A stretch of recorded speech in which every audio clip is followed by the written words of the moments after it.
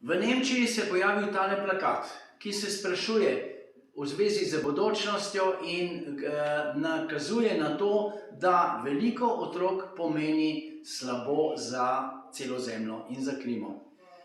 Nekateri pravijo, da je to grozljivo, vendar jaz pravim, da je to pravzaprav res, vendar to se ne nanaša na bele otroke. Nanaša se na tiste, kjer so rojevajo po 10, po 15 otrok. To je Afrika, to je arabski svet. Tam je res potrebno zadevo zabremzati. Kitajci so jo zabremzali nekaj časa, zdaj so sprostili, pa vendar število prebivalstva na svetu narašča. Narašča predvsem v afriških državah, kjer je naraslo število v zadnjih 10 letih za nekaj 100%. In to še narasa, to se duplicira. In to ponavadi rine v Slovenijo, kjer dejansko uničuje našo kulturno podstat.